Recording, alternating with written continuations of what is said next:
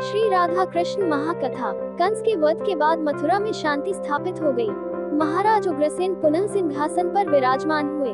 प्रजा प्रसन्न थी, लेकिन श्री कृष्ण जानते थे कि धर्म की स्थापना के लिए केवल बल ही नहीं, विद्या और मर्यादा भी आवश्यक है। एक दिन वसुदेव जी ने श्री कृष्ण और बलराम से कहा, पुत्रों, जीवन में शिक्षा मनुष्य का सबसे बड़ा आभूषण है। यद्यपि तुम सर्वज्ञ हो, फिर भी लोक शिक्षा के लिए गुरु से शिक्षा ग्रहण करना आवश्यक है। श्री कृष्ण ने विनम्रता से उत्तर दिया, पिताश्री, गुरु का स्थान देवताओं से भी ऊंचा है। हम अवश्य गुरु के आश्रम में जाकर शिक्षा प्राप्त करेंगे। शुभ मुहूर्त में दोनों भाइयों का उपनयन यज्ञोपवीत संस्कार संपन्न हुआ। ब्राह्मणों ने वैदिक मंत्रों का उच्चारण किया। माता देवकी की आंखों में आनंद के आंसू थे। वसुदेव जी ने अपने पुत्रों को आशीर्वाद दिया, सत्य, सेवा और विनम्रता का मार्ग कभी मत छोड़ना। गुरु सांदीपनि के आश्रम में। इसके बाद श्री कृष्ण और बलराम उज्जैनी के समीप स्थित महर्षि सांदीपनि के आश्रम पहुँचे। आश्रम का वातावरण अत्यंत शांत था। चारों ओर वेदों का पाठ हो रहा था। शिष्य सेवा, अध्ययन और साधना में लगे थे। दोनों भाइयों ने गुरु के चरणों में प्रणाम किया। महर्षि सांदीपनि ने उन्हें आशीर्वाद देते हुए कहा, वत्स, सच्चा विद्यार्थी वही है जो ज्ञान के साथ विनम्रता भी सीखता है। श्री कृष्ण और बलराम ने अत्यंत श्रद्धा से गुरु सेवा आरंभ की। वे आश्रम के अन्य शिष्यों की तरह लकड़ियां लाते, गौ सेवा करते, जल भरते और अध्ययन में मन लगाते। कुछ ही समय में उन्होंने वेद, वेदांत, धनुर्वेद, राजनीति, संगीत, शास्त्र और अनेक विद्याओं में अद्भुत प्रवीणता प्राप्त कर ली। उधर वृंदावन में श्री राधा प्रतिदिन यमुना तट पर जाकर श्री कृष्ण का स्मरण करती थी। वे सखियों से कहती, श्याम जहाँ भी है, वहाँ धर्म और ज्ञान का प्रकाश फैल रहा है। हमारा प्रेम उनके कर्तव्य में बाधा नहीं, बल्कि उनकी शक्ति है। जब भी मन पवन बहती और कहीं दूर बांसुरी जैसी मधुर ध्वनि सुनाई देती, पूरा ब्रज राधे श्याम के नाम में डूब जाता। इस प्रसंग से हमें शिक्षा मिलती है कि गुरु का सम्मान जीवन का सबसे बड़ा संस्कार है। ज्ञान तभी सार्थक है जब उसके साथ विनम्रता और सेवा का भाव हो। महान व्यक्ति भी गुरु से सीखने की परंपरा का पालन करते हैं। श्री राधा कृष्ण महाकथा। महर्षि सांदीपनि के आश्रम में श्री कृष्ण और बलराम ने अल्प समय में ही समस्त विद्याओं में प्रवीणता प्राप्त कर ली। उनके ज्ञान, विनम्रता और गुरु सेवा से महर्षि तथा आश्रम के सभी शिष्य अत्यंत प्रसन्न थे। जब शिक्षा पूर्ण हुई, तब दोनों भाई गुरु के चरणों में झुककर बोले, गुरुदेव, आपकी कृपा से हमने ज्ञान प्राप्त किया है। कृपया हमें गुरु दक्षिणा स्वीकार करने का अवसर दें। महर्षि सांदीपनि कुछ क्षण मौन रहे, फिर उन्होंने अपनी पत्नी की ओर देखा। गुरु माता की आंखें भर आई। उन्होंने कहा, वत्स, हमारा एक पुत्र था। वह प्रभास क्षेत्र के समुद्र तट पर गया था और फिर कभी लौटकर नहीं आया। यदि संभव हो तो उसे वापस ले आओ। यही हमारी गुरु दक्षिणा होगी। श्री कृष्ण और बलराम ने एक साथ कहा, गुरुदेव, आपका आदेश हमारे लिए सर्वोच्च है। हम अवश्य आपके पुत्र को खोज कर लाएंगे। दोनों भाई प्रभास क्षेत्र पहुँचे। वहाँ विशाल समुद्र की लहरें गर्जना कर रही थी। श्री कृष्ण ने समुद्र देव से कहा, यदि गुरु पुत्र तुम्हारे पास है, तो उसे हमें सौंप दो। समुद्र देव प्रकट हुए और विनम्रता से बोले, प्रभु, मैंने गुरु पुत्र को नहीं लिया, लेकिन यहाँ पंचचंद नाम का एक भयंकर दैत्य रहता था। संभव है कि वही इसका कारण हो। श्री कृष्ण समुद्र की गहराइयों में पहुँचे। वहाँ उन्होंने शंख के समान आकार वाले दैत्य पंचचंद का सामना किया। भीषण युद्ध हुआ। अंत में श्री कृष्ण ने पंचजन का वध कर दिया। उसके शरीर से एक दिव्य शंख प्राप्त हुआ, जिसे आगे चलकर पांचजन्य के नाम से जाना गया। लेकिन गुरु पुत्र वहाँ नहीं मिला। तब श्री कृष्ण और बलराम यमराज के लोग पहुँचे। श्री कृष्ण ने पांचजन्य शंख का दिव्य नाद किया। उसकी ध्वनि से पूरा यमलोक गूंज उठा। यमराज स्वयं बाहर आए।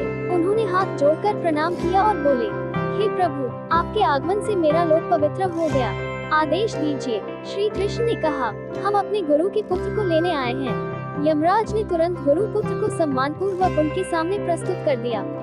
उन्होंने कहा, प्रभु, गुरु की सेवा से बढ़कर कोई धर्म नहीं। कृपया इन्हें अपने साथ ले जाइए। श्री कृष्ण और बलराम गुरु पुत्र को लेकर आश्रम लौटे। महर्षि सांदीपनि और गुरु माता ने अपने पुत्र को जीवित देखकर आनंद के आंसू बहाए। दोनों ने श्री कृष्ण और बलराम को हृदय से लगा लिया। महर्षि ने कहा, वत्स, तुमने केवल गुरु दक्षिणा ही नहीं दी, बल्कि संसार को ये शिक्षा भी दी कि गुरु के ऋण का सम्मान सबसे बड़ा धर्म है। उन्होंने आशीर्वाद दिया, तुम्हारा यश युगों युगों तक संसार में अमर रहेगा। श्री कृष्ण और बलराम ने विनम्रता से गुरु के चरणों की धूल अपने मस्तक पर लगाई। उधर वृंदावन में श्री राधा को ध्यान में ये दिव्य घटना दिखाई दी। वे सखियों से बोली, जो गुरु का सम्मान करता है वही सच्चे ज्ञान का अधिकारी बनता है। श्याम ने अपने आचरण से संसार को यह अमूल्य शिक्षा दी है। यमुना की लहरें शांत थीं, कदम के वृक्षों से पुष्प झर रहे थे, मानो संपूर्ण ब्रज श्री कृष्ण के आदर्श जीवन का गुणगान कर रहा हो। गुरु का सम्मान जीवन का सर्वोच्च कर्तव्य है। ज्ञान के साथ सेवा और विनम्रता ही मनुष्य को महान बनाती है। भगवान स्वयं भी लोक कल्याण के लिए आदर्श आचरण प्रस्तुत करते हैं। श्री राधा कृष्ण महाकथा। गुरु दक्षिणा पूर्ण करने के बाद श्री कृष्ण मथुरा लौट आए। अब वे राज्य के कार्यों में भी सहायता करने लगे। फिर भी उनके हृदय में वृंदावन, नंद बाबा, यशोदा मैया, ग्वाल बाल, गौमाताएं और श्री राधा की स्मृतियां सदैव जीवित थीं। एक दिन श्री कृष्ण अपने प्रिय सखा और अत्यंत विद्वान भक्त उद्धव के साथ बैठे थे। उद्धव वेदों और शास्त्रों के महान ज्ञाता थे। उन्हें अपने ज्ञान पर विश्वास था। श्री कृष्ण ने प्रेम पूर्वक कहा, उद्धव, तुम वृंदावन जाओ। मेरे माता पिता, ग्वाल बालों और ब्रजवासियों को मेरा संदेश देना। उन्हें कहना कि मैं उन्हें कभी नहीं भूला हूँ। उद्धव ने विनम्रता पूर्वक प्रणाम किया और रथ से वृंदावन के लिए प्रस्थान किया। उद्धव का वृंदावन आगमन। जब उद्धव वृंदावन पहुँचे तो ब्रजवासियों ने उन्हें देखकर समझा कि शायद श्री कृष्ण स्वयं लौट आए हैं। लेकिन जब उन्हें ज्ञात हुआ कि वे श्री कृष्ण के दूत हैं, तो सभी उनके चारों ओर एकत्र हो गए। नंद बाबा ने व्याकुल होकर पूछा, बेटा, हमारा कान्हा कैसा है? क्या वह हमें याद करता है? यशोदा मैया की आंखों में आंसू भर आए। उन्होंने कहा, क्या वह समय पर भोजन करता है? क्या कोई उसे वैसे ही प्यार करता है जैसे मैं करती थी? उद्धव ने श्री कृष्ण का संदेश सुनाया। माता, पिताजी, श्री कृष्ण ने कहा है कि आप सदैव उनके हृदय में हैं। वे आपके प्रेम को कभी नहीं भूल सकते। ये सुनकर सबकी आंखें नम हो गईं। श्री राधा से भेंट। अगले दिन उद्धव यमुना तट पर पहुँचे। वहाँ श्री राधा अपनी सखियों के साथ बैठी थी। उनके मुख पर विरह की शांति थी, लेकिन हृदय में श्री कृष्ण का अखंड स्मरण। उद्धव ने प्रणाम करके कहा, राधे, श्री कृष्ण ने आपके लिए संदेश भेजा है। वे कहते हैं कि आत्मा और परमात्मा कभी अलग नहीं होते, इसलिए विरह केवल शरीर का होता है, प्रेम का नहीं। राधा जी ने मुस्कुराकर उत्तर दिया, उद्धव जी, ये बात हम जानते हैं, लेकिन हमारा प्रेम केवल ज्ञान का विषय नहीं, अनुभव का विषय है। हमारे लिए श्याम केवल भगवान नहीं, हमारे प्राण हैं। उद्धव मौन हो गए।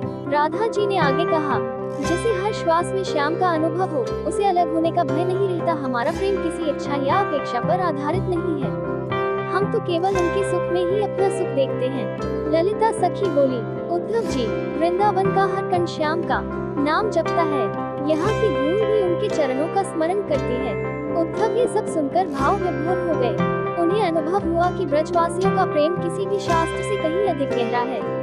उन्होंने मन ही मन कहा, आज मुझे ज्ञात हुआ कि प्रेम ही सबसे बड़ा ज्ञान है। वृंदावन से लौटने से पहले उद्धव यमुना तट पर खड़े हुए। उन्होंने हाथ जोड़कर प्रार्थना की, हे प्रभु, यदि मुझे अगला जन्म मिले तो मैं वृंदावन की धूल का एक कण बनूं, ताकि मुझे उन भक्तों के चरणों की रज प्राप्त हो सके जिनका प्रेम इतना निष्काम और पवित्र है। राधा जी ने आकाश की ओर देखकर कहा, श्याम का सच्चा भक्त वही है जो प्रेम में अहंकार को त्याग दे। उसी समय मंद पवन चली। यमुना की लहरें मधुर स्वर में बहने लगी। ऐसा लगा मानो स्वयं प्रकृति भी श्री राधा के दिव्य प्रेम की महिमा का गुणगान कर रही हो। ज्ञान महान है, लेकिन प्रेम उससे भी महान है। सच्ची भक्ति निष्काम, विनम्र और अटूट होती है। राधा का प्रेम ईश्वर के प्रति पूर्ण समर्पण का सर्वोच्च आदर्श है। श्री राधा कृष्ण महाकथा। कंस के वध के बाद मथुरा में धर्म और न्याय की स्थापना हो चुकी थी। महाराज उग्रसेन पुनः सिंहासन पर विराजमान थे और प्रजा सुखी थी। परंतु कंस का ससुर मगध नरेश जरासंध ये समाचार सुनकर क्रोध से भर उठा। उसने प्रतिज्ञा की, जिस कृष्ण ने मेरे जामाता कंस का वध किया है, मैं उसे और समस्त यादवों को नष्ट कर दूंगा। कुछ ही दिनों बाद जरासंध विशाल सेना लेकर मथुरा पर चढ़ आया। हजारों हाथी, घोड़े, रथ और असंख्य सैनिक उसके साथ थे। मथुरा के चारों ओर युद्ध के नगाड़े बजने लगे। नगरवासी भयभीत हो गए। महाराज उग्रसेन ने श्री कृष्ण से कहा, वत्स, शत्रु की सेना बहुत विशाल है, अब क्या किया जाए? श्री कृष्ण ने शांत स्वर में उत्तर दिया, महाराज, जहाँ धर्म है वहाँ विजय निश्चित है। भय का स्थान विश्वास को दीजिए। श्री कृष्ण और बलराम रणभूमि में उतरे। बलराम ने अपने हल और गदा से शत्रु सेना में हाहाकार मचा दिया। श्री कृष्ण ने अपने अद्भुत पराक्रम से जरासंध की सेना को परास्त कर दिया। किंतु उन्होंने जरासंध का वध नहीं किया। बलराम ने आश्चर्य से पूछा, भैया आपने उसे जीवित क्यों छोड़ दिया? श्री कृष्ण मुस्कुराए और बोले, अभी समय नहीं आया है। ईश्वर की प्रत्येक लीला का एक निश्चित समय होता है। जरासंध पराजित होकर वापस चला गया। बार बार आक्रमण, लेकिन उसका क्रोध शांत नहीं हुआ। वह फिर सेना लेकर आया, फिर पराजित हुआ। ऐसा कई बार हुआ। हर बार श्री कृष्ण और बलराम ने मथुरा की रक्षा की, लेकिन जरासंध को जीवित छोड़ दिया। धीरे धीरे श्री कृष्ण ने देखा कि बार बार होने वाले युद्ध से प्रजा को कष्ट हो रहा है। उन्होंने विचार किया, राजा का पहला धर्म प्रजा की रक्षा है। यदि युद्ध से निर्दोष लोग पीड़ित हों, तो उनका संरक्षण सर्वोपरि है। एक दिन श्री कृष्ण ने यादवों की सभा बुलाई। उन्होंने कहा, हम समुद्र के मध्य एक ऐसी सुरक्षित नगरी बसाएंगे, जहां हमारी प्रजा निर्भय होकर रह सके। भगवान की प्रेरणा से विश्वकर्मा ने समुद्र के बीच एक भव्य और दिव्य नगरी का निर्माण किया। वह नगरी स्वर्णिम महलों, विशाल द्वारों, सुंदर उद्यानों, चौड़ी सड़कों और भव्य मंदिरों से सुशोभित थी। समुद्र देव ने भी उस नगरी के लिए स्थान प्रदान किया। उस दिव्य नगर का नाम रखा गया द्वारका। श्री कृष्ण ने अपनी योगमाया से समस्त यादवों को सुरक्षित रूप से मथुरा से द्वारका पहुंचा दिया। प्रजा आनंदित हो उठी। सभी ने कहा, हमारे प्रभु केवल महान योद्धा ही नहीं, आदर्श राजा भी हैं। उधर वृंदावन में श्री राधा को ध्यान में ये सब दिखाई दिया। उन्होंने अपनी सखियों से कहा, श्याम जहाँ भी जाते हैं, वहाँ धर्म, न्याय और करुणा का राज्य स्थापित होता है। उनका प्रत्येक कार्य लोक कल्याण के लिए होता है। यमुना की लहरें शांत थीं, कदम के वृक्षों से पुष्प झर रहे थे। राधा ने आंखें बंद कर श्री कृष्ण का स्मरण किया और कहा, दूरी चाहे कितनी भी हो, प्रेम का मार्ग कभी समाप्त नहीं होता। सच्चा नेतृत्व अपनी प्रजा की रक्षा को सबसे पहले रखता है। शक्ति का उपयोग केवल धर्म और लोक कल्याण के लिए होना चाहिए। धैर्य और सही समय का निर्णय भी बुद्धिमत्ता का महत्वपूर्ण भाग है। श्री राधा कृष्ण महाकथा। द्वारका नगरी की स्थापना के बाद श्री कृष्ण धर्म, न्याय और प्रजा के कल्याण में निरंतर लगे रहे। उनके पराक्रम और करुणा की कीर्ति पूरे भारतवर्ष में फैल चुकी थी। उसी समय रुक्मिणी, जो भीष्म की पुत्री थी, बचपन से ही श्री कृष्ण के गुण, पराक्रम और दिव्य चरित्र का श्रवण करती थी। उनके हृदय में श्री कृष्ण के प्रति गहरी श्रद्धा और भक्ति उत्पन्न हो चुकी थी। किंतु रुक्मिणी के बड़े भाई रुक्मी श्री कृष्ण के विरोधी थे। उन्होंने अपनी बहन का विवाह शिशुपाल से करने का निर्णय ले लिया। ये समाचार सुनकर रुक्मिणी अत्यंत व्याकुल हो गयी। उन्होंने एक विश्वसनीय ब्राह्मण के हाथ श्री कृष्ण के लिए एक संदेश भेजा। हे द्वारकाधीश, मैंने आपको ही अपने हृदय का स्वामी माना है। यदि आप मुझे स्वीकार करें, तो विवाह से पूर्व मंदिर से लौटते समय मुझे अपने साथ ले चलिए। मुझे विश्वास है कि आप अपने भक्त की पुकार अवश्य सुनेंगे। ब्राह्मण द्वारका पहुँचे और उन्होंने रुक्मिणी का संदेश श्री कृष्ण को सुनाया। संदेश सुनकर श्री कृष्ण मुस्कुराए और बोले, जो भक्त निष्काम श्रद्धा से मुझे पुकारता है, मैं उसकी पुकार अवश्य सुनता हूँ। उन्होंने तुरंत अपने सारथी दारुक को रथ तैयार करने का आदेश दिया। उधर बलराम भी सेना के साथ पीछे पीछे चल पड़े। विवाह के दिन रुक्मिणी देवी मंदिर में माता की पूजा करने पहुंची। उन्होंने हाथ जोड़कर प्रार्थना की, हे मातेश्वरी, यदि मेरी भक्ति सच्ची है, तो आज मुझे श्री कृष्ण के चरणों का आश्रय अवश्य प्राप्त हो। पूजा समाप्त कर जैसे ही वे मंदिर से बाहर आई, उसी क्षण श्री कृष्ण का रथ वहां आ पहुंचा। श्री कृष्ण रथ से उतरे और शांत मुस्कान के साथ बोले, रुक्मिणी चलो, तुम्हारा विश्वास व्यर्थ नहीं जाएगा। रुक्मिणी ने श्रद्धा से उनके चरणों को प्रणाम किया और रथ पर बैठ गई। जब ये समाचार रुक्मी और अन्य राजाओं को मिला, तो वे क्रोधित होकर अपनी सेना सहित श्री कृष्ण के पीछे दौड़े। मार्ग में भीषण युद्ध हुआ। बलराम ने शत्रु सेना को रोक लिया। उधर रुक्मी स्वयं श्री कृष्ण तक पहुंच गया। उसने युद्ध की चुनौती दी। कुछ ही समय में श्री कृष्ण ने उसे पराजित कर दिया। रुक्मी का अभिमान चूर हो गया। रुक्मिणी ने हाथ जोड़कर कहा, प्रभु, ये मेरे बड़े भाई हैं, कृपया इन्हें जीवन दान दें। रुक्मिणी की करुणा देखकर श्री कृष्ण ने रुक्मी को क्षमा कर दिया। उन्होंने कहा, क्षमा सबसे बड़ी विजय है। रुक्मी लज्जित होकर वहां से चला गया। श्री कृष्ण और रुक्मिणी द्वारका पहुँचे। पूरे नगर को दीपों और पुष्पों से सजाया गया। वैदिक मंत्रों के मध्य दोनों का विवाह संपन्न हुआ। महाराज उग्रसेन, बलराम, देवकी, वसुदेव और समस्त यादव अत्यंत प्रसन्न हुए।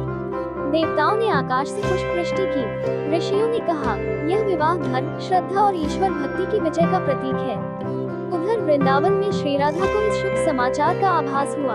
उन्होंने शांत मुस्कान के साथ कहा, श्याम जहाँ भी हो, उनका प्रत्येक कार्य धर्म और लोक कल्याण के लिए होता है। सच्चा प्रेम कभी ईर्ष्या नहीं करता, बल्कि प्रिय के मंगल में ही आनंद पाता है। यमुना की लहरें मंद मंद बहने लगी, कदम के वृक्षों से पुष्प झरने लगे। ऐसा लगा मानो संपूर्ण ब्रज श्री कृष्ण के मंगलमय जीवन के लिए प्रार्थना कर रहा हो। सच्ची श्रद्धा और विश्वास कभी व्यर्थ नहीं जाते। भगवान अपने भक्त की पुकार अवश्य सुनते हैं। क्षमा और करुणा ही महानता की सच्ची पहचान है। श्री राधा कृष्ण महाकथा। द्वारका में धर्म और न्याय का प्रकाश चारों ओर फैल रहा था। श्री कृष्ण और रुक्मिणी के विवाह के बाद प्रजा सुखी थी, परंतु पृथ्वी के पूर्वी भाग में एक अत्याचारी असुर का आतंक बढ़ता जा रहा था। उस असुर का नाम था नरकासुर। नरकासुर ने अनेक राज्यों पर आक्रमण कर दिया था। उसने अनेक निर्दोष लोगों को कष्ट पहुंचाया और कई राजकुमारियों को बंदी बनाकर अपने महल में कैद कर रखा था। उसके अत्याचारों से संपूर्ण भूमि भयभीत थी। एक दिन देवता द्वारका पहुँचे और श्री कृष्ण से प्रार्थना करने लगे, हे द्वारकाधीश, नरकासुर के अत्याचार दिन प्रतिदिन बढ़ते जा रहे हैं। कृपया धर्म की रक्षा करें और निर्दोषों को मुक्त करें। श्री कृष्ण ने शांत स्वर में कहा, जहाँ अधर्म बढ़ता है, वहाँ उसका अंत निश्चित होता है। श्री कृष्ण अपनी पत्नी सत्यभामा के साथ दिव्य वाहन गरुड़ पर आरूढ़ होकर प्रागज्योतिष की ओर चल पड़े। नरकासुर ने अपने नगर की रक्षा के लिए अनेक दुर्ग, मायावी अस्त्र और विशाल सेना तैनात कर रखी थी, लेकिन श्री कृष्ण के तेज के सामने उसकी सारी मायाएं निष्फल हो गईं। युद्धभूमि में नरकासुर क्रोध से गरजते हुए बोला, कृष्ण, आज तुम यहाँ से जीवित वापस नहीं जा सकोगे। श्री कृष्ण मुस्कुराए और बोले, अहंकार मनुष्य को सत्य से दूर ले जाता है। अभी भी समय है, अधर्म का मार्ग छोड़ दो। किंतु नरकासुर ने उनकी बात नहीं मानी और युद्ध आरंभ कर दिया। भयंकर संग्राम हुआ। अंततः श्री कृष्ण के दिव्य शस्त्र के प्रहार से नरकासुर पराजित हुआ। मृत्यु से पूर्व उसने पश्चाताप करते हुए कहा, प्रभु, मेरे अपराध क्षमा करें। श्री कृष्ण ने करुणा से कहा, जो अंत समय में भी सच्चे हृदय से पश्चाताप करता है, उसे मेरी कृपा प्राप्त होती है। राजकुमारियों की मुक्ति। नरकासुर के वध के बाद श्री कृष्ण ने उसके महल के सभी कारागार खुलवा दिए। वहां बंदी बनाई गई 16,000 राजकुमारियां मुक्त हो गईं। वे सभी हाथ जोड़कर बोली, प्रभु, आपने हमें अन्याय और भय से मुक्त किया। हमारा जीवन आपका ऋणी रहेगा। श्री कृष्ण ने उन्हें सम्मान, सुरक्षा और नया जीवन प्रदान किया। उन्होंने कहा, किसी भी पीड़ित का सम्मान और संरक्षण करना ही सच्चा धर्म है। नरकासुर के अंत के बाद देवताओं ने आकाश से पुष्प वृष्टि की। समस्त दिशाओं में शंख और नगाड़ों की ध्वनि गूंज उठी। धरती पर फिर से शांति और न्याय स्थापित हुआ। उधर वृंदावन में श्री राधा को ध्यान में ये लीला दिखाई दी। उन्होंने सखियों से कहा, मेरे श्याम केवल ब्रज के नहीं, समस्त संसार के रक्षक हैं। जहाँ कहीं भी कोई पीड़ित होता है, वहाँ उनकी करुणा अवश्य पहुँचती है। यमुना की लहरें मंद गति से बहने लगी, कदम के वृक्षों से पुष्प झरने लगे, मानो संपूर्ण ब्रज श्री कृष्ण की धर्म विजय का अभिनंदन कर रहा हो। अहंकार और अन्याय का अंत निश्चित है। भगवान सदैव निर्बलों और पीड़ितों की रक्षा करते हैं। सच्चा धर्म करुणा, न्याय और सभी के सम्मान में निहित है। अगर वीडियो अच्छी लगी हो तो हमारे वीडियो को लाइक और चैनल को सब्सक्राइब जरूर करें। राधे राधे।